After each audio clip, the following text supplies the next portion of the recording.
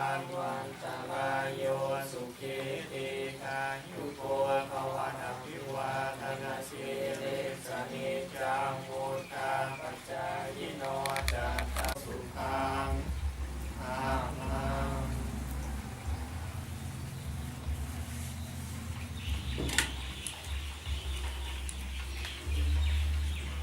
เจ้าเปล่าใส่ไม่แข็งแล้วถ้าใส่น้ำเชื้อน้ำแดงนะไม่แข็งไม่ได้ไม่กระติ้งนะเจ้าทำเป็นบ่มจอม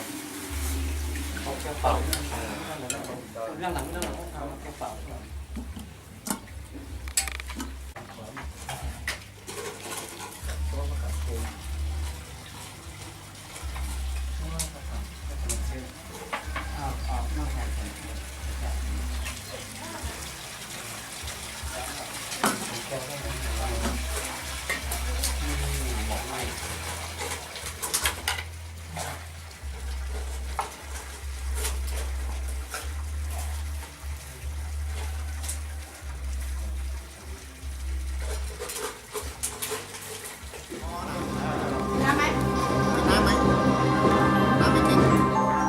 เนี่ยน้ำอยู่เนี่ย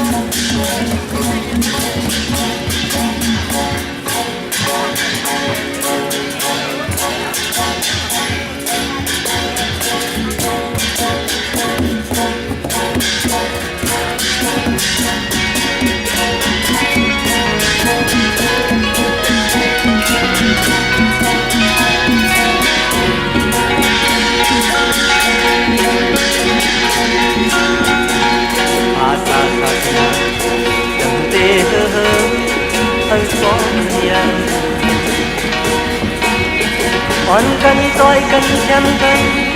สั่งเงินลุกซอยแหนก่อสร้างเฮ็ดปล่อยช่องมันเจอได้มาผมตานก่อนมีผู้สู้ดี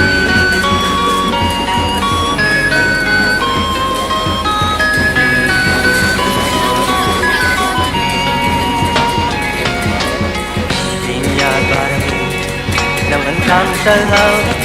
Ngay mi manan On kan coi kan khem kan Kan tích mà hôm hẹn Phúc tăng hết coi cho mình Giờ lại mà hôm tan có Mi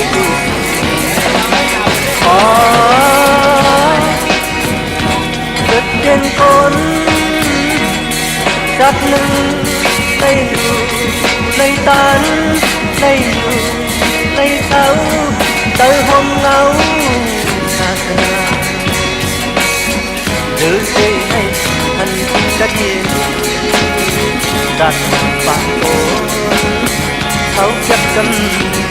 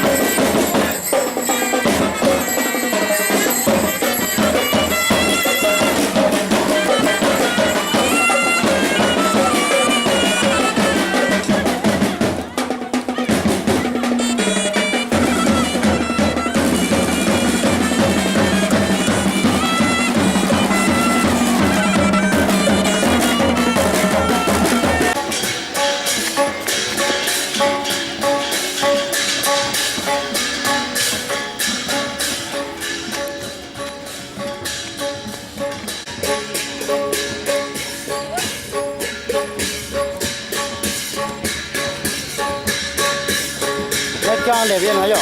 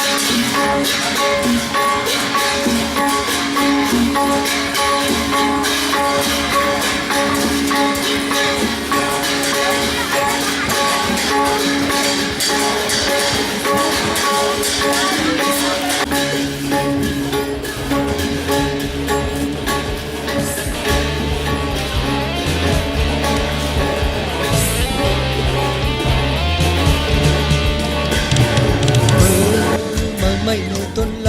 ำไล่สีเขาเมื่อเล่นสีทุกท่าภาษาทุกที่ภาษามันเป็นสร้างผู้ปล่อยคลายกินตามเดียวเสียงกองเสียงส่งเสียงมองลังนอจิตจดที่จงเปิดวันปล่อยคำสั่งมาหาลองผู้ส่งตาม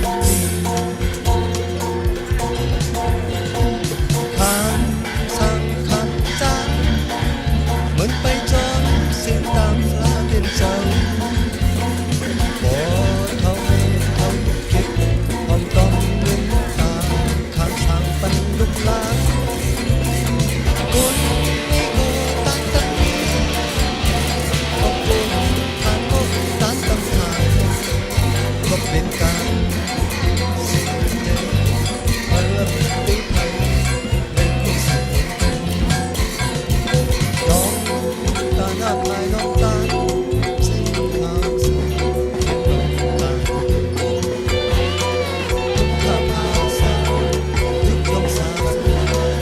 ยังเป็นใจกันป่าจนน้องตาหากยังไม่กล้ายักไปน้อง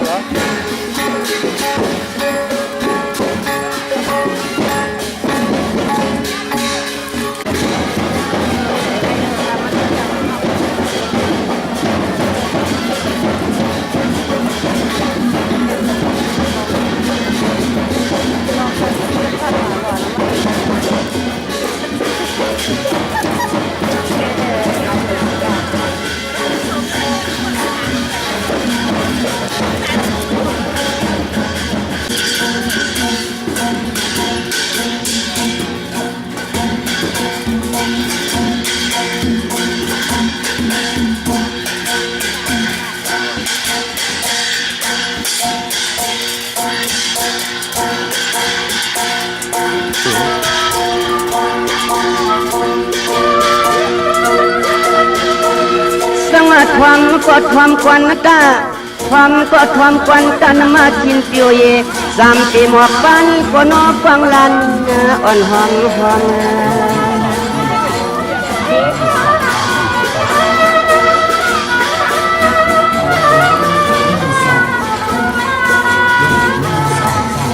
วินีน้องกูบอกคนป่ากูถามคนมาที่น้องพี่ห้องก็พยายามยาตัวตาใกล้ตัวยาลวง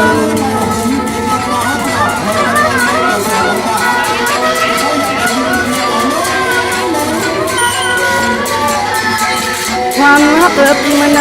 ช่วยเฮาเลยมาพบยามยันกันเลยหันไหนตัวปีตัวใครมีข้อความยองอันตัวยิงน้องเสียงนะ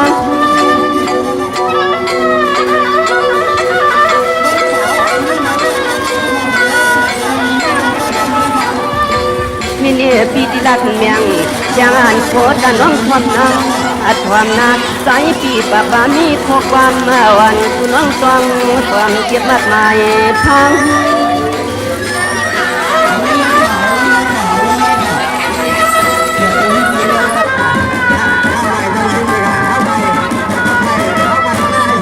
นางน้องปีฟังมือมาเลยอันหัวกันดีหาเรื่องก็นอละเมืองสู่นี่นาเมียสู่น้องนางหัวใจถึงสมาหัดมาถึงเนาะก็ของนาน้องนะ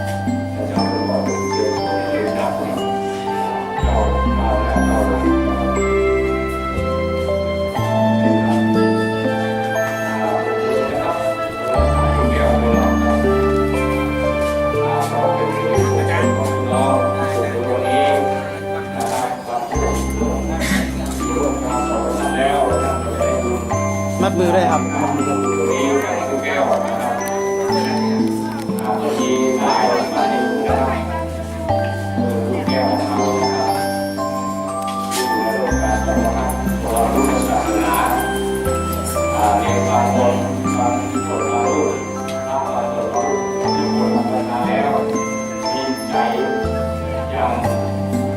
ภาพเรื่องที่จะอยู่กับเราเพื่อแล้วเพื่อที่จะเอาไปอยู่กับเราแล้วตอนนี้ตัดเรื่องทำมุ่งปฏิบัติธรรมที่เข้าทำให้เราก็จะอาจารย์ของแก่อาจารย์คนจากกองจากเราทั้งตัวนี้เราไปที่เราไปทำไป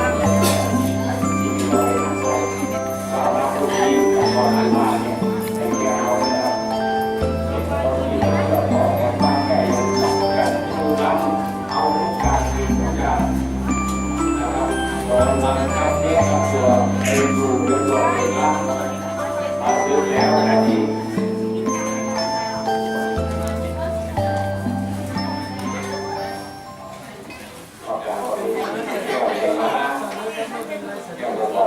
แก้วนี่ก็เทียบกันมองมาแต่งตัวลิเกลิเกนะครับเอาไว้ที่ทั้งหลายที่ท่านมาสีน้องก็สัมปทานลูกแก้วนะครับแขกสัมปทานมาแล้วก็มีก้องของพี่น้อง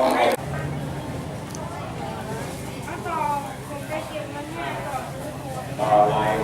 คนไหนท่านนะครับก็มาอยู่ในชุมชนเชียงรายของเราก็อยู่กับพี่น้องนะครับต่อที่ต่อการมีกิจกรรมงานใดต่อให้เรื่องของงานตลอดน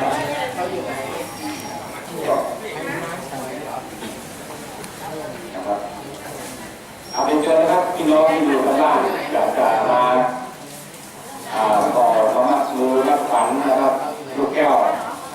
นะครับจะลงน้ำก็เลยครับใส่เลยครับใส่เลยครับเอาเลยครับส่วนห้องลูกขันลูกแก้วนะครับเจ้าตนเจ้าเนียนก็รูดนะครับตอนนี้จะกิ้วคอเสียงถึงเท่าก็เท่าเป็นเล็กเท่าเก่งเท่าแต่คนเป็นไงครับตามไปจบนะครับ เข้าวันแล้วแต่ แล้วก็มือลูกแก้วมัดกันลูกแก้ว ใส่ก่อนแล้วก็มามัดมือ วันพรุ่งนี้ลูกแก้วที่เก้าตนเก้ารูปที่อยู่เบื้องหน้าของพี่น้องโดยเข้าร่วมการสวดครับลงผ้าสีผ้าเหลืองผ้าสีนวล ก่อน วันที่17นะมึง วันที่17นะครับแล้วให้แต่ผู้สิ่งทุกคนย้อนยังบรรดาพ่อแม่พี่น้องที่ได้ทำบุญกับพระที่จะบวชในวันที่17จะวันบรรดาในวันที่17นี้ครับตอนนี้ท่านพร้อมแล้วอยู่กับท่านก็ออกมาให้เลยนะครับครับแล้วจะได้ผ่านสักเดียวจะเกิดอะไรบ้างนะครับเราจะได้ถามว่าคนที่เมารถเมาล้างก็ได้ออกแบบที่ไม่เอาสอนวันนี้เราไปไม่สอนแล้วทำที่นะครับลูกหลานเราทำดีได้รับศรัทธานะครับในวันที่17ที่จะถึงนี้แต่วันนี้เป็นวันที่แก้วแก้วตัวที่ดีจากปัดซอยเลยนะมาตัวใจหมดอ่ะ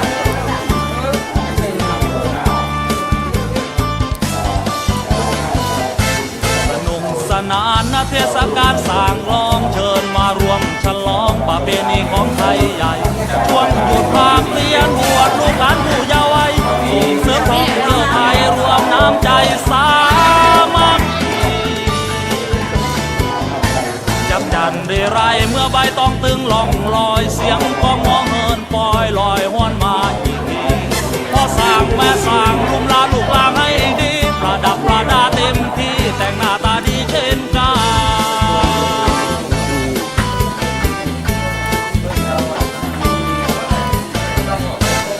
ทำยาหมูพอหลวงตู้ไปตัดไม้เอาลุงตุ๋ยไปไหนลุงน้อยให้มาช่วยกันเฮ็ดเข่งสร้างร้องกลุ่มแม่บ้านทำอาหารเล็กข้าวแต่ปั้นน้ำเอกมันหวานสาวใส่สนับข้าแต่งชุดไตโกลูใส่กุ๊บแห่โคลูงามสุดหูสุดตากล้าลายกาแล้วลำนกลำโตนำนั่งมีตั้งปอ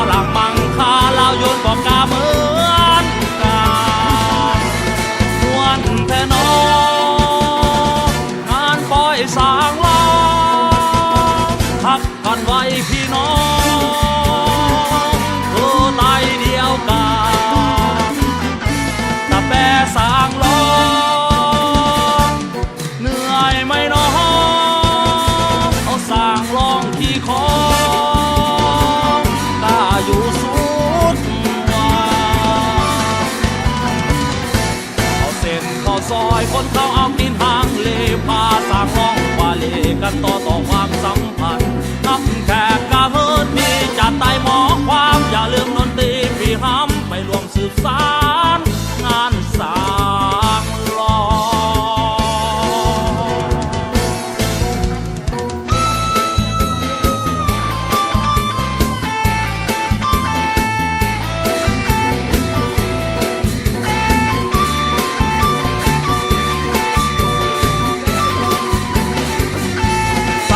สนับข้าแต่งชุดไตโกลูใส่กุ๊บแห่โคลูงามสุดหูสุดตากล้าลายกาแล้วลำนกลำโตนำนั้นที่ตั้งพอหลังมังคาลาวโยนก็กาเหมือนกา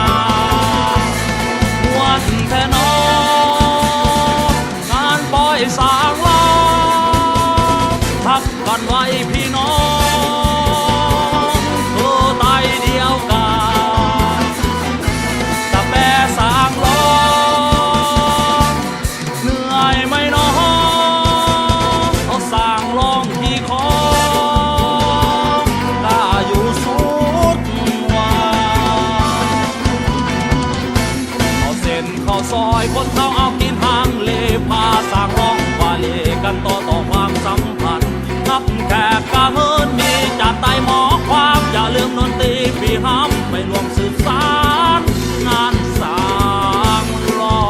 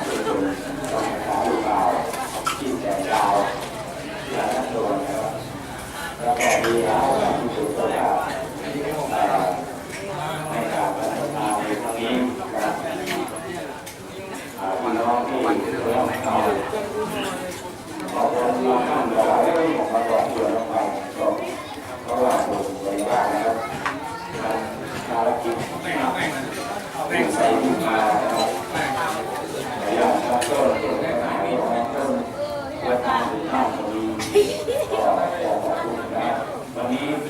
เอาเทปพิธีนี้รวมเรื่องข้างนี้เลยนะครับแต่ที่วันนี้ท่านผู้ชมจะ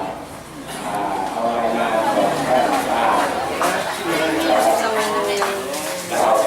เอาไปทำเองบอกการของเรา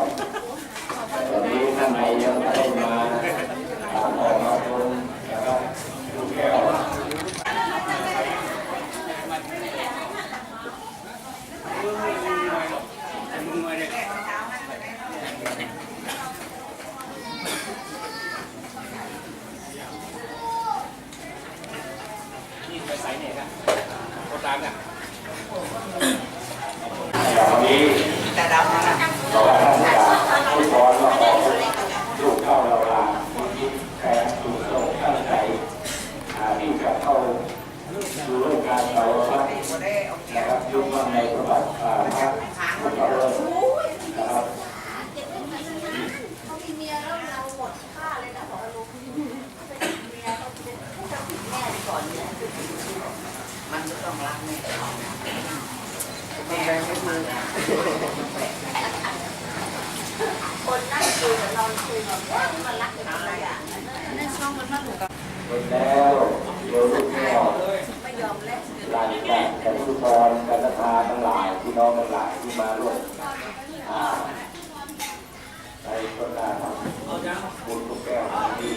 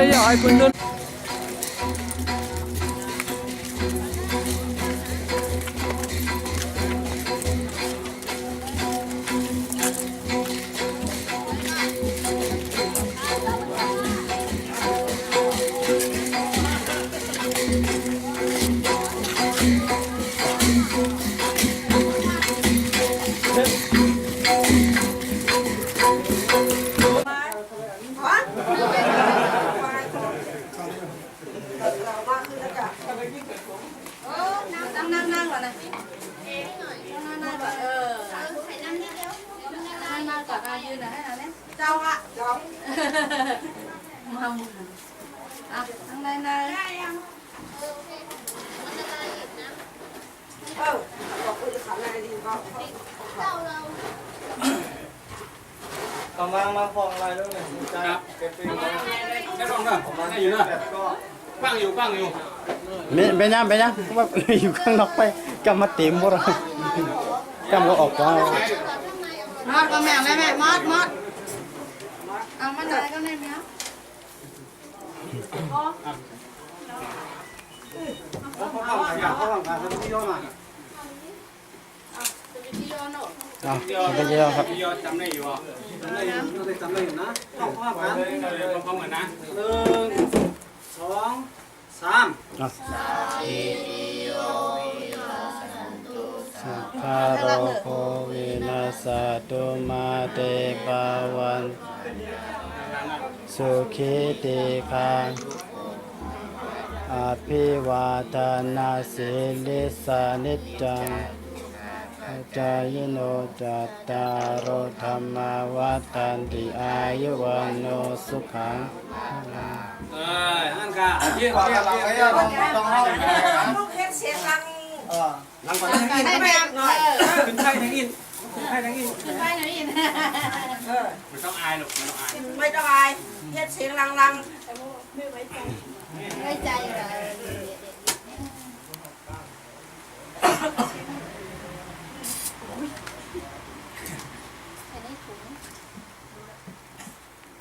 ขึ้นบ้านแล้วกัน เรียบร้อยแล้วครับ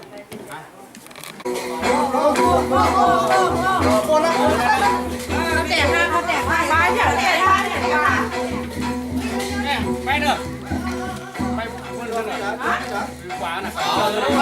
จองอยู่ในทำนี้ขวามาดีกว่าที่จ้องคุณแต่เร็ว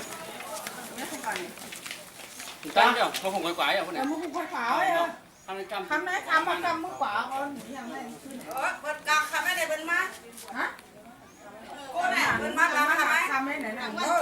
có mấy cả cao hết bên đi có cả năng được cả năng cao này đó thôi chứ là không bom này là năng cao ba em nó nền tảng của cái này đi ra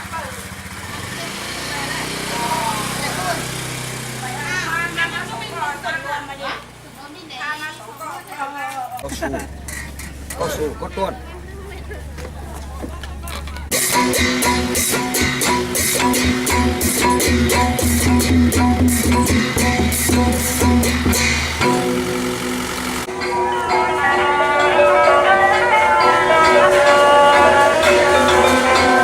จงว่ากันเชื่อที่จงวันทำหน้าตาหอมมือ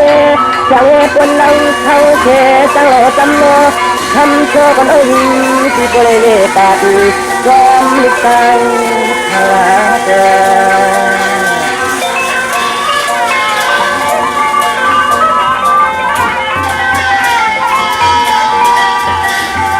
อว่าเสือประตูยาวเป็นบ้านมันให้นิ่งเจริญตามมาต่อเธอเลือกเธอที่อันตกเยอะขอความเมื่อยามในหันหัวกันในยิ่งเนื้อที่มันจองเสียที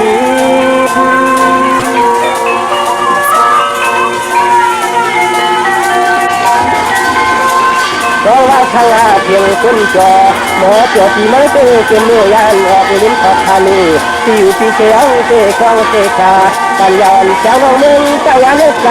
แต่มีก็ต่อติด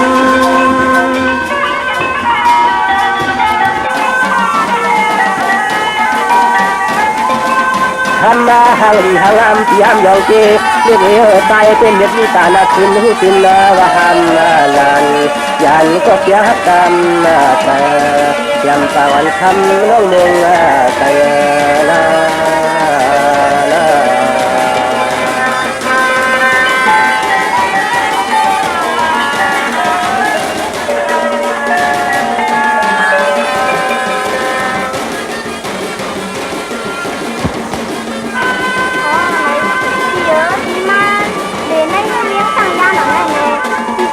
giống như nguồn thầy này cái này này nhà tiền nào thầy cứ tháng với họ bán thì họ nhớ trong chỗ này rồi lúc đầu mình rất là các thằng ấy thì đưa tài gia mình các cái đi ra ngoài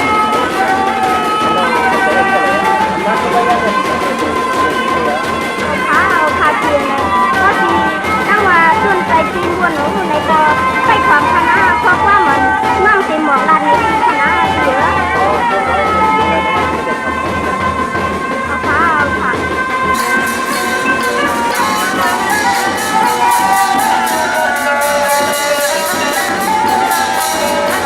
lỡ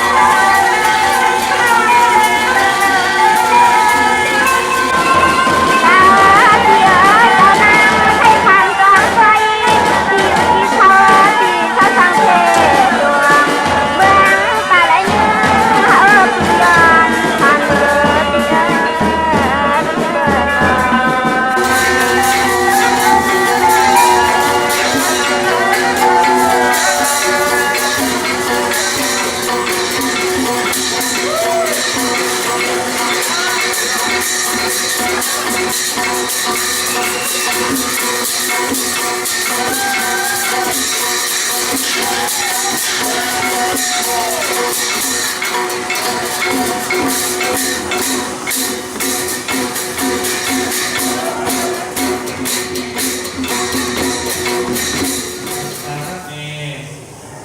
นักสหปัญจศีลา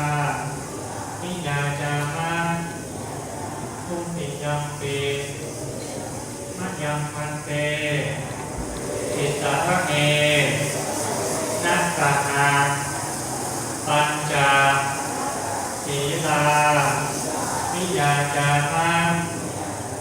ทุติยัมปีมัจยังพันเตอิสระเนนักสหปัญจศีลานิยาจามาตติยังปีมัจยังพันเตอิสระเนนักสหปัญจศีลานิยาจามาอะระวะโตอะระโตสัมมาสัมพุทธัสสะพุทธังสรณังคัจฉามิพุทธังสรณังคัจฉามิธัมมังสรณังคัจฉามิธัมมังสรณังคัจฉามิสังฆังสรณังคัจฉามิสังฆังสรณังคัจฉามิทุติยัมปิพุทธังสรณังคัจฉามิทุติยัมปิพุทธังสรณังคัจฉามิทุติยัมปิธัมมังสรณังคัจฉามิทุติยัมปิธัมมังสรณังคัจฉามิทุติยัมปิสังฆังสรณังคัจฉามิทุติยัมปิสังฆังสรณังคัจฉามิสัตติยัมปิพุทธังสรณังคัจฉามิสัตติยัมปิพุทธังสรณังคัจฉามิสัตติยัมปิ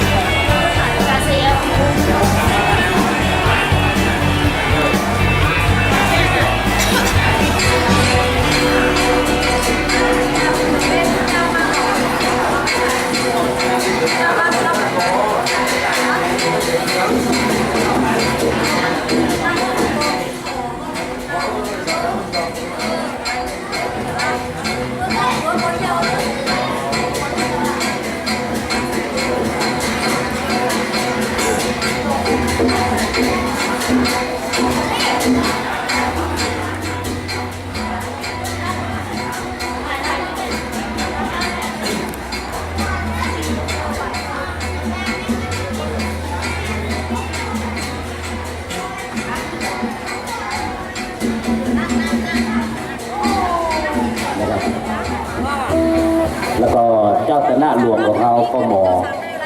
ปัสลานะครับที่ได้มาเป็น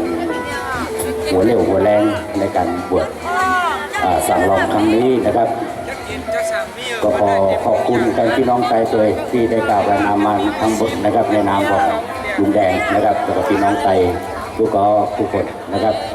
ลุงแดงกับผู้ใหญ่เบียร์อย่างนะครับมาตอนมาสู้กันก็ขอฝากนำเพลงไว้สัก2 ปุ๊บ3 ปุ๊บหน่อยนะครับ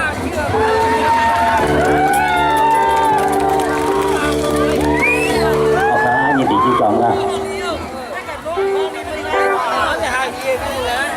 Sư cháu đó là hai nay ở mức này ở cháu đang làm có bao cái thang đi có đen cháu đang còn có mì ở phải hàng đi một tay có bao cái này ăn rồi thả này là lại à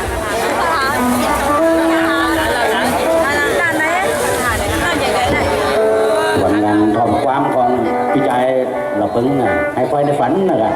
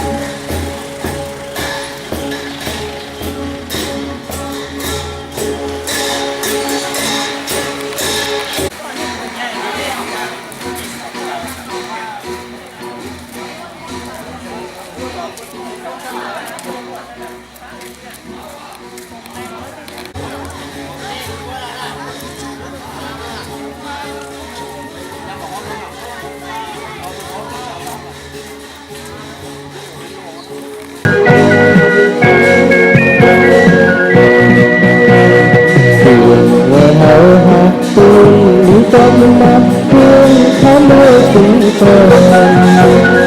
nhà tình hai lai qua lại năm lai thâu hết có thương người nhà ta thành con tay trắng năm người thì thời hành đi cưới tuần dành đôi tay giúp miền khúc ca cho con ngọn thèm nhà tình hai lai thiên thương hao đi sai yên hao thiên bờ ầu nhưng thương sơ sen ca con thở hành thở có miền sờ mưa kêu lòng bên nhạc hào cô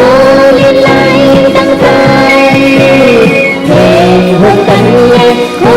tay hàng ly đón nhìn nghe tay ở này tôi cười ở gần hoa ba cánh tiền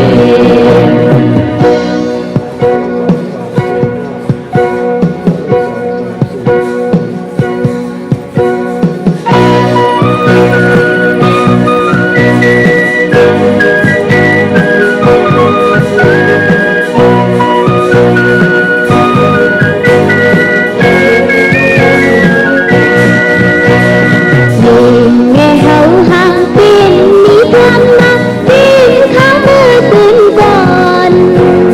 là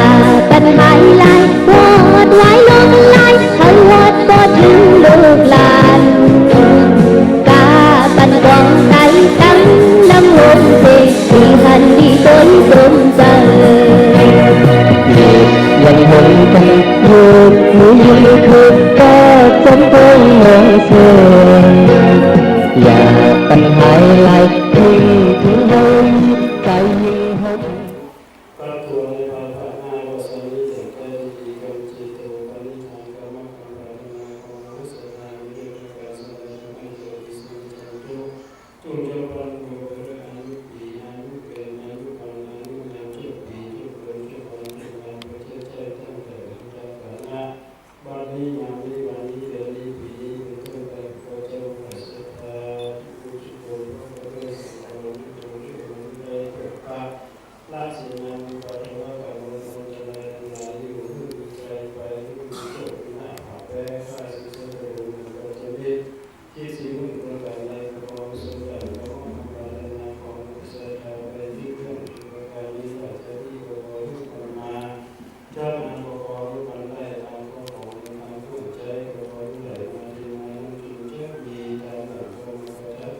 ดีคือโดยที่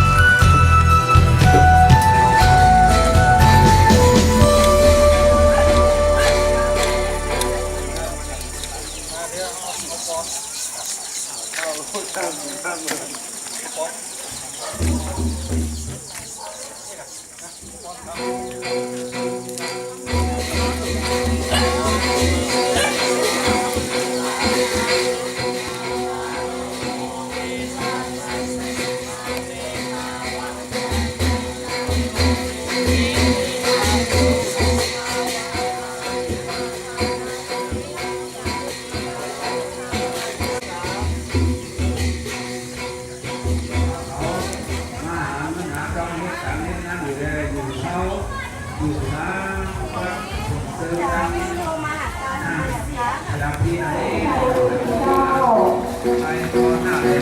จ้าแล้วก็ขอเรียนเชิญป้าหลวงทิพย์จักรคำและเจ้าที่จะเป็นป้าหลวงลูกโฮกับเงินป่าโบนและเจ้าที่มาโบเรนโดยเจ้า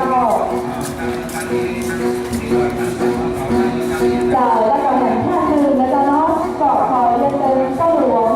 ประสบคุณครูเจ้าป้าหลวงอยู่กลางกับเงินชมพูเจ้าที่มาโบเรนเจ้า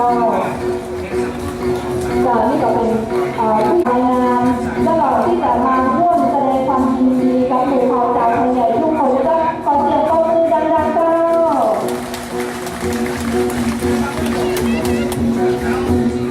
มันมีกับบนชมพูนายธวัชชัยเนี่ยค่ะ กับเรียนท่านสุภัทรนะครับกับท่านนายกองค์การบริหารส่วนตำบลป่าบงท่านรองนายกนะครับท่านผู้ใหญ่บ้าน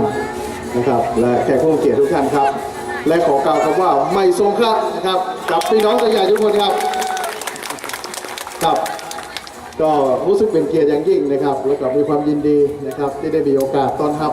พี่น้องไทยใหญ่นะครับเข้าสู่บรรยากาศของงานปอยสางรองวันนี้ครับในนามของเทศบาลตำบลทุ่งคูนะครับได้ร่วมกับ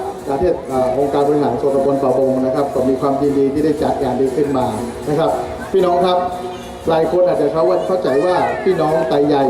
เป็นจะใดนะครับตะกี้พิธีกรเพิ่นกล่าวบอกว่าเปิ้นมาจากรัชฉานนะครับฉานหรือว่าฉานสเตทนะครับเป็นเมืองหลวงเป็นเมืองของไทยใหญ่พี่น้องไทยใหญ่มีพื้นที่นะครับอยู่ระหว่างประเทศไทยกับประเทศพม่านะครับมีพื้นที่มีที่ดินเป็นของตัวเองมีภาษาพูดภาษาเขียนขนบธรรมเนียมประเพณีวัฒนธรรมนะครับมายาวนานนะครับแสดงว่านี่คือประเทศหนึ่งนะครับประชากรของเปิ้ลมีประมาณ4 ล้านถึง 5 ล้านคนนะครับแต่วันนี้ได้เข้ามาอยู่ในประเทศไทยนะครับต่ำกว่า1 ล้านคนนะครับด้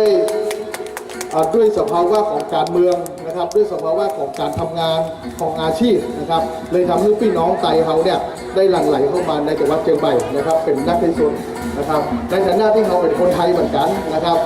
ไทยใหญ่นะครับมักจะเรียกตัวเองว่าใช้คำว่าน้องตะเกาว่าไตนะครับพี่น้องไตมีหลากหลายนะครับมีไตขืนไตเขินนะครับมีไตหลายอย่างนะครับ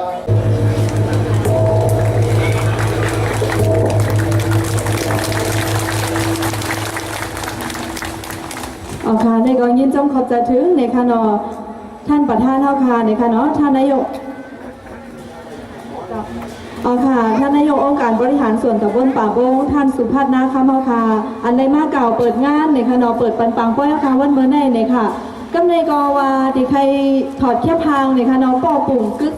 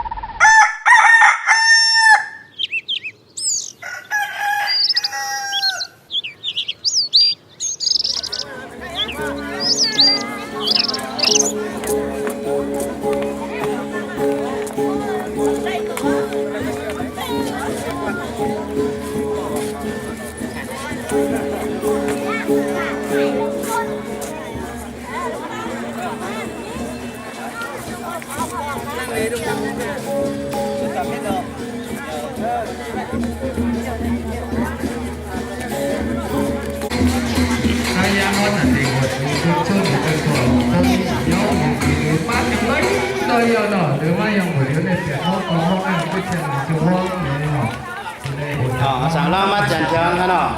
การเข้าคาแต่ในผิดบางเอาจะเสียเข้าคามาถ่ายรูปจอมสางล้อเนี่ยเนาะตั้งตัวแม่สางล้อเนาะ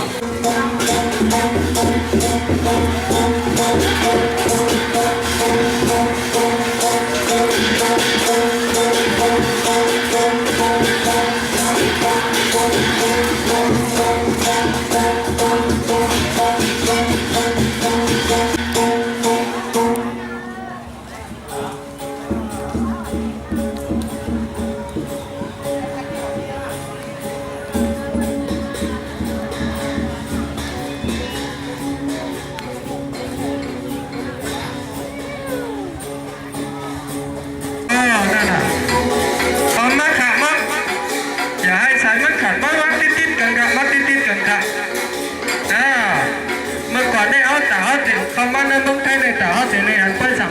แต่เลยมาเจอเมืองมีห้องสอนเนาะ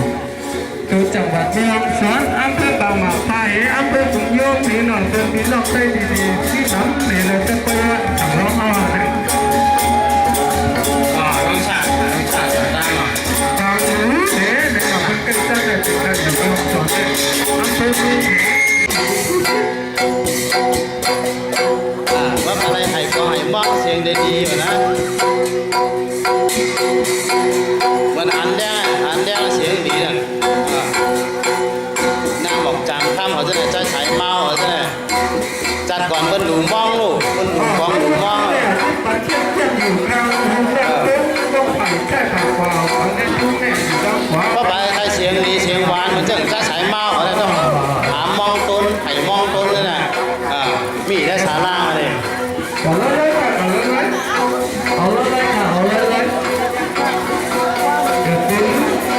ต้องจับเขาออกต้องจับเขามาตัวนี้ก่อนแต่ไม่ตัวไหนหรอกเลี้ยวเขาอยู่ก็เลยบอกจับเขาของอาเซียนเขาเลยหรอกต้องดึงตัวเลี้ยวหรือว่าได้ขนาดหรอกจับเขาอาเซียนก่อนหรอก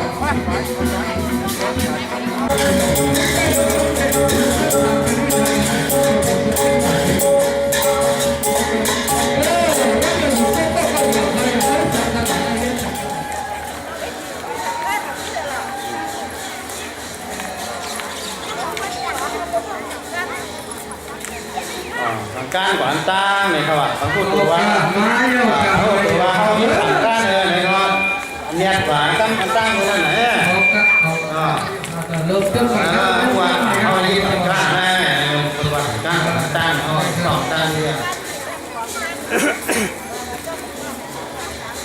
อย่าไปตั้งเรียนหนังก่อนครับก้อนเนี่ยก่อนพบก่อนต้นนี้ก่อนเอาไว้นี่การติดจ่อติดวนที่ทางเดียวเลยนะที่ทางเดียวนี่ทางนี้ตึ้งเงินเท่านั้นนี่มันเท่านั้นนี่ถ้าเป็นบอกว่าติ๊กกี่ปีว่าไม่กันหรอกบรรยากาศกลางนั้นแค่น่ะจิตใจนะอยากก็ป้อมไม้ย่างก็ได้อะไรนะอย่าไปเงี้ยก็ว่าไปแบบนี้นะนั่นขาวข้ามดูญี่ปุ่นเนี่ยต้องกินนักเตะ3 ลบ 10 ลบในกันหนอ14 ลบในกันหนอต้องกินนักเตะเขาทำดูได้ยังต้องเขาได้กินนักเตะเขาดูตาเขาลงมาทุ่มมาเป็นเงินเป็นเขาตบตัวเขาไปเฮ็ดกู้สูงเป็นคนเกี่ยวเนาะเอาเลยครับเป็นคนเกี่ยวแล้วเขาส่งไปบ้านหลวงมาตั้งเนาะ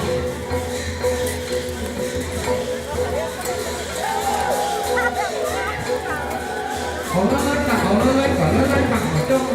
หิบมันต้องหิบต้องห้อนนะเมื่อเราห้องหรือว่าตาเลี้ยวเนี่ยเขาโอ้ยใจจะติดทุกทีเราเจอเดี๋ยวเราเอาตัวเราตามเจอเขาให้เราอย่าไม่ช่วยทำถูกแล้วเลยเนาะห้องหรือว่าตาเรา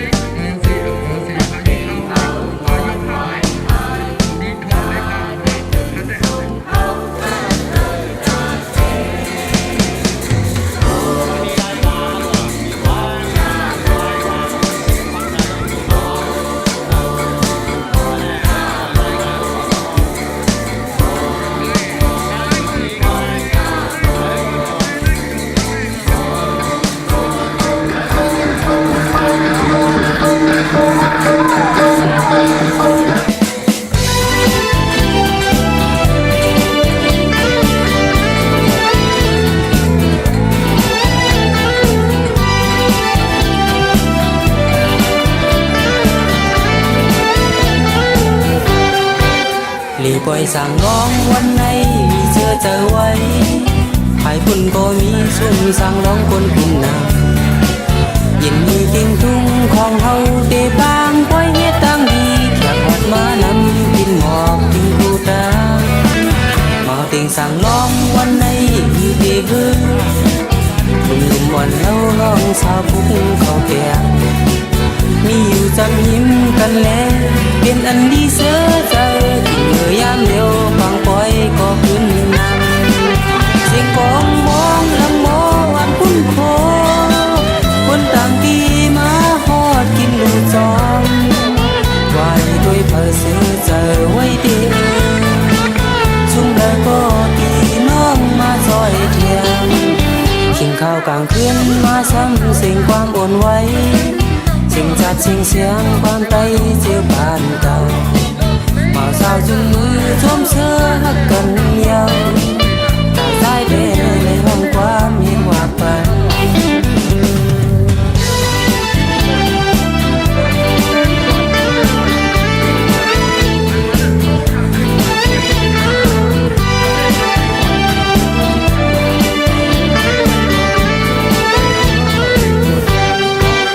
หลีปล่อยสั่งร้องวันไหนมีเชื่อใจไว้ภายพุ่นก็มีสุ่มสั่งร้องคนพุ่นนำยินมีกิ่งทุ่งของเฮาเดบางปล่อยเฮ็ดตั้งดีแขกหัดมานำกินหมอกกินกูตามาติงสั่งร้องวันไหนมีเดฮือหนุ่มวันเฮาน้องสาวพุกเขาแก่มีอยู่จำยิ้มกันแล้วเป็นอันดีเสือใจกินเมื่อยามเดียวฟังปล่อยก็ขึ้นนำเสียงกองมองลังโมวันพุ่นโคคนต่างดีมาฮอดกินลูกจอมไว้ด้วยเพอเสือใจไว้เดียวชุ่มแล้วก็พี่น้องมาซอยเทียมกินข้าวกลางคืนมาซ้ำสิ่งความอ่อนไหวสิ่งจัดสิ่งเสียงความไตเจือผ่านกันมาสาวจุงมือชมเสื้อหักกันยาวตาใจเด่นในห้องความเห็นว่าไป